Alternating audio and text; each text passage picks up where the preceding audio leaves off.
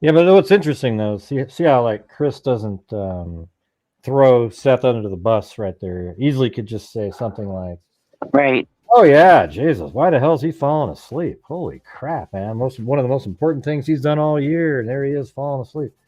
Instead, I mean, that's the thing. What I've noticed the whole time is that they were always nice to Seth and even after Seth came out with all the crap that he came out with, they treated him, like, man, he shouldn't have said those things, but they still were respectful towards him. In my opinion, anyways. I haven't watched every single drama show that's been out there. I got to be honest with you, but that's what I've seen and noticed, and people should kind of think about that. Like, why is that? You know?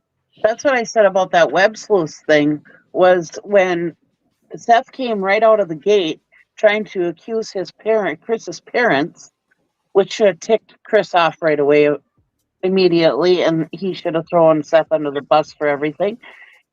He didn't, and he said, "Hey, we need to talk about this stuff offline." And you were so kind to him and telling him, when he was breaking down, which he should because he's the father of Sebastian, and you were like, let's just talk about this offline. And you were just so compassionate to him, even though he came out so hard and tried to throw you under the bus and your parents under the bus.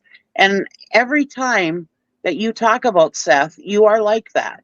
And I think that is very gentlemanly of you, and it truly shows what kind of man you are to people like me who have some common sense and look at everything with an open mind. There's one big thing, no matter what, that Seth knows, I know, and Katie know. We know the truth. And I'm gonna tell you right now, there's no point and purpose of sitting here throwing shade at one another. For what? What's it gonna do? What's it solving? Nothing. It leads Right. us not one step closer to finding Sebastian. Because with as much stuff as been thrown, this case would have been over weeks ago if that was the case. Right. Yeah, you'd think some shit would stick eventually. You know, Yeah, I mean, I thought the whole part when he threw out the stuff about like you guys allowed Sebastian to be like attacked by some other person.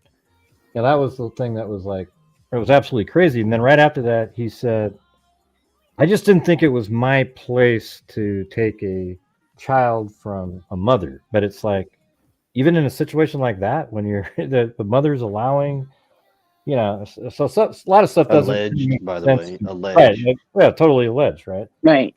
So he says those things, but he thought so. Even though he believed or alleged that his son was allowed to be attacked by some other kid at the home, he didn't think it was his place to take a child from a mother. But isn't that the one time where it would be okay? I Actually, don't know. there's many times to Right, take a child from a parent, regardless sure, of but that's a how the huge situation time, falls. right? That right there, Yeah, um, what we all know, which I don't really care to go back down that road, but what we all know from what he has said, no, that was not a good thing, and that would have been every reason for a parent to lose their child true.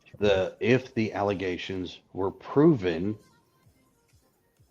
to be found by CPS or a judge or a lawyer. In this case, it was not. Unfortunately, he's a grieving father. He's upset. He truly is. And there are different ways to handle those things, and I think he is struggling to actually get all of this drawn into one spot and be able to emotionally handle it. I and I would say this to him. I really wished he would go and talk to somebody